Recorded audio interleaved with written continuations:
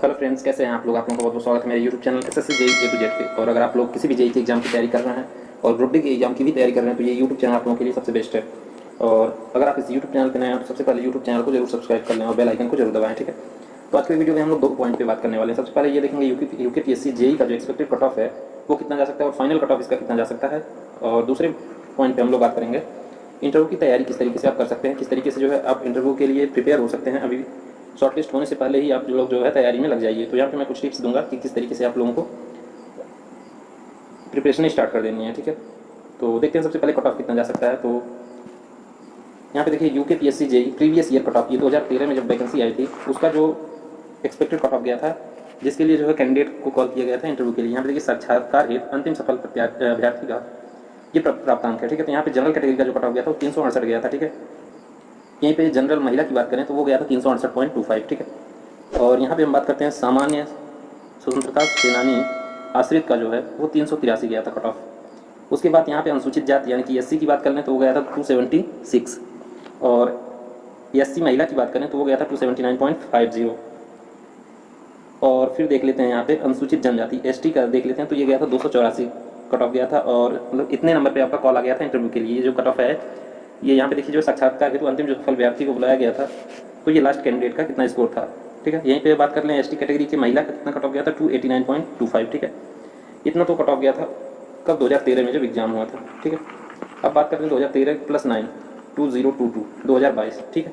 लगभग 8-9 साल बाद तो आपका ये जो कट ऑफ है इसमें कम से कम 50 मार्क्स का इंक्रीमेंट होना जरूरी है, ठीक है। क्योंकि कंपटीशन लेवल बढ़ गया है, लोग प्रिपरेशन अच्छे से कर रहे हैं, कोचिंग कर रहे हैं और इतना टाइम बहुत होता है, ठीक है।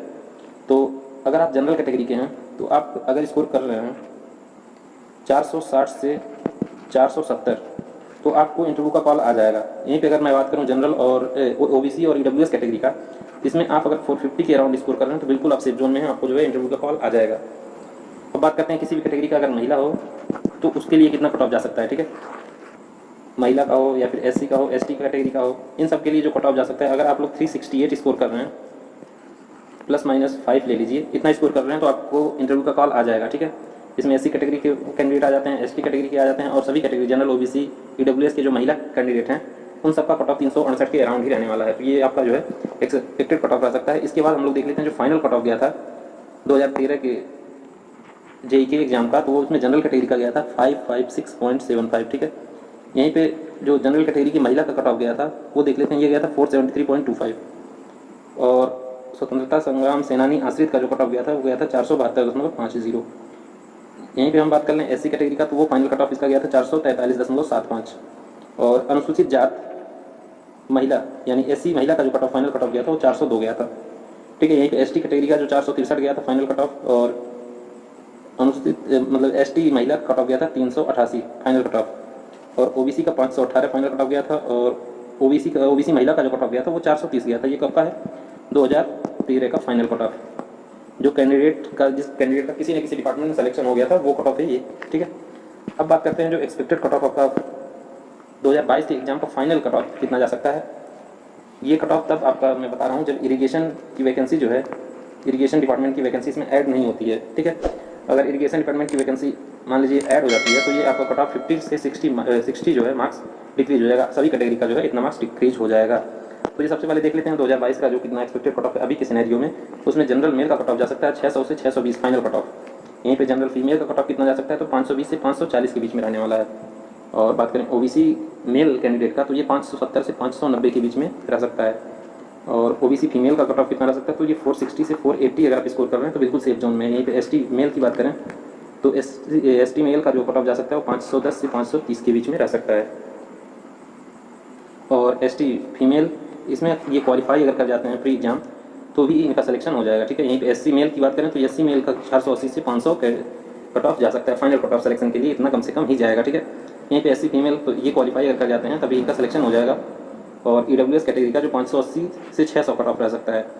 और ये जो एक्स सर्विसमैन और पीएच ये भी क्वालिफाई अगर कर जाते हैं तो इनका कोई ना कोई पोस्ट जरूर मिल जाएगा इतने मार्क्स पे, ठीक है, केवल क्वालिफाइंग करने के बाद ही। अब हम यहाँ पे बात करने वाले हैं कि आप लोग किस तरीके से जो है अपना इंटरव्यू की तैयारी किस तरीके से करें, ठीक है। यहाँ पे हम सारी डिटेल में आपसे पॉइंट बाय पॉइंट डिस्कस करना चाहेंगे। सबसे पहले आपको एक स्टोरी बताते हैं। सबसे पहले आप लोग अगर कॉलेज गए होंगे, डिप्लोमा किया है तो जैसे ही कॉलेज गएंगे वहाँ पे एक रैगिंग वर्ड आप लोगों ने सुना होगा, रैगिंग, ठीक है। तो रैगिंग क्यों होती है? ज़्यादातर केसेस में रैगिंग का मेन मतलब होता है हेजिटेशन, हेजिटेशन आपका निकालने के लिए। तो ये हेजिटेशन आपके इंटरव्यू में भी पहुंच जाता है। आप अगर जाते हैं इंटरव्यू के लिए तो वहाँ आपको बहुत बड़ी प्रॉब्लम होती है हेजिटेशन। जैसे ही आप पैनलिस्ट के सामने जाएंगे वहाँ पर आपको हेजिटेशन होगा कि किस तरीके से जो है क्वेश्चन पूछेगा, कहीं मैं टेढ़ा तो नहीं बैठा हूँ, शर्ट मेरे सही है नहीं सही है। तो ये सारे क्वेश्चन दिमाग में आने लगते हैं और अपना कॉन्फिडेंस आप लूज़ करने लगते हैं। तो इन सबको टैकल करने के लिए सबसे पहले आपको बहुत पहले से ही अभी से आप लग जाइए प्रिपरेशन के लिए कि आपको किस तरीके से वहाँ पे बैठना है। इंटरव्यू की एकदम इंटरव्यू के टाइप के ही पेश आइए, लोगों से बात करिए एकदम पोलाइटली, प्रोफेशनल टाइप से बात करिए लोगों से।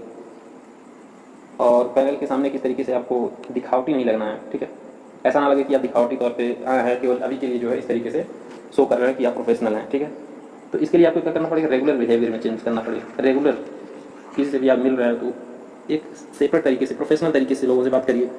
अपने पर्सनालिटी में डेवलपमेंट लाइए, पर्सनालिटी, ठीक है, पर्सनालिटी में डेवलपमेंट लाइए। कम्युनिकेशन स्किल, किस तरीके से आप बात करते हैं, किस तरीके से किसी प्रॉब्लम को सुनते हैं, इन सभी बातों में इन सभी का जो है आपके इंटरव्यू में बहुत ज़्यादा इफेक्ट पड़ने वाला है। ये सब जो है आपका इंटरव्यूअर यही सब आपका देखता है कि किस तरीके से आप बात करते हैं।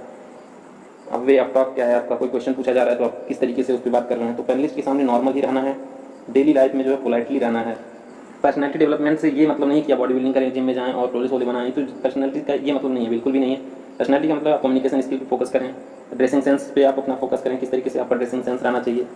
और अपने आसपास के जो पॉलिटिकल सिनेरियो है, करंट अफेयर्स हैं, इन सब पे आप फोकस करिए। जिस डिस्ट्रिक्ट से आप रह रहे हैं वहाँ के जो फेमस पर्सनैलिटी हैं, हिस्टोरिकल पर्सनैलिटी, टूरिज्म, इन सब चीज़ों पे आप जो है ज़्यादा फोकस करिए, ज़्यादा स्टडी करिए। इन सब से क्वेश्चन पूछे जाते हैं इंटरव्यू में, ठीक है। और मेन आप किस तरीके से जो है किसी क्वेश्चन के आंसर लेते हैं, आप खुद मिरर के सामने बैठ जाइए, अपने आप से ही क्वेश्चन आंसर करिए और एक प्रोफेशनल वे में देखिए किस तरीके से आपका जो है पर्सनैलिटी डेवलपमेंट होता है। अगर मान लीजिए इंटरव्यू आपसे कोई क्वेश्चन पूछता है तो उस पर जो है आर्गू नहीं करना है, आर्गूमेंट बिल्कुल भी नहीं करना है। पोलाइटली अगर आपको आंसर आ रहे हैं तो आंसर स्ट्रेट फॉरवर्ड देना है, गोल गोल नहीं घुमाना है। मान लीजिए आपसे पूछ लिया जाए सेंट्रीफ्यूगल पंप से, तो केवल सेंट्रीफ्यूगल पंप का जो डेफिनेशन है, जो उसके थोड़े से फंक्शन है, उसको बताना है, गोल गोल नहीं घुमाना है कि वो जो है एग्जामिनर ही कंफ्यूज हो जाए, आपका उससे नंबर कट सकता है। सब्जेक्ट की प्रैक्टिस करिए, सब्जेक्ट से रिलेटेड क्वेश्चंस को देखिए, मतलब आईएएस वगैरह में आईएएस के क्वेश्चंस आप लोग देखिए, ठीक है। और मेन बात, जो आईएएस और आईईएस के कैंडिडेट्स का इंटरव्यू यूट्यूब पे आप देख सकते हैं, बहुत सारे इंटरव्यूज़ पड़े हुए हैं, वहाँ पे देखिए किस तरीके से वो कितने स्ट्रेट फॉरवर्ड जवाब देते हैं। अगर किसी क्वेश्चन का आंसर नहीं आया तो उनको सीधे कर देते हैं कि सॉरी सर। तो इस तरीके से आपको सिंपल जवाब देना है। अगर क्वेश्चन नहीं आ रहा है, क्वेश्चन का आंसर नहीं आ रहा है तो उसमें गोल गोल घुमाना नहीं है एग्जामिनर को, इससे आपका नेगेटिव इफेक्ट पड़ता है। तो ये सब आप कब सीखेंगे, जब मॉक इंटरव्यू जो आईएएस के कोचिंग सेंटर जो है आईएएस की तैयारी कराते हैं या फिर आईएएस की तैयारी कराते हैं, उनके जो इंटरव्यू वीडियोज़ यूट्यूब पे पड़े हुए हैं, वहाँ से आप लोग देख के प्रैक्टिस कर सकते हैं और सीख सकते हैं कि किस तरीके से आपका इंटरव्यू होना है और किस तरीके से वहाँ पैनलिस्ट के सामने आपको पेश होना है, ठीक है। तो ये सारे पॉइंट्स मेन पॉइंट्स मैं लास्ट में कंक्लूड कर देता हूँ। सबसे पहले आपको पर्सनालिटी डेवलपमेंट करना है, ठीक है। पर्सनालिटी डेवलपमेंट का मतलब ये है कि आपको अपने way of thinking, way of dressing sense, way of talking, इन सब में जो है आपको पोलाइट होना है। सब्जेक्ट नॉलेज एक बात ऑब्जेक्टिव, मान लीजिए आप एग्जाम देके आए हैं, अभी ऑब्जेक्टिव वे से एग्जाम दिए हैं, लेकिन इंटरव्यू के हिसाब से आप अपना प्रिपरेशन सब्जेक्ट की जो है फोकस करिए, क्योंकि सबसे ज़्यादा वेटेज जो है आपका यहाँ पे होने वाला है वो सब्जेक्ट नॉलेज का होने वाला है, ठीक है। तीसरा पॉइंट जो है आईएएस आईईएस के जो वीडियोज़ पड़े हुए हैं कैंडिडेट के, वो वीडियोज़ आप यूट्यूब पे सर्च करें और उनको देखिए। और जो है अपने डिस्ट्रिक्ट के, अपने लोकल के, उत्तराखंड के पॉलिटिकल सिनेरियो, ये सब टूरिज्म, इन सब पे फोकस करिए और उनका जो है नॉलेज गेन करिए। क्योंकि अभी मेरे एक फ्रेंड का आईएएस में इंटरव्यू के लिए कॉल हुआ, तो वो गोरखपुर का रहने वाला था।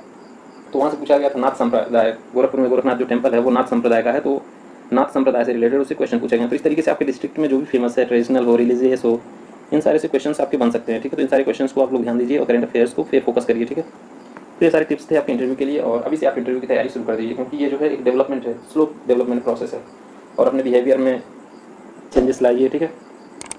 तो ये सारे टिप्स थे आप लोगों के लिए। वीडियो अच्छी लगी, इन्फॉर्मेटिव लगे तो यूट्यूब चैनल को जरूर सब्सक्राइब करें। Thank you.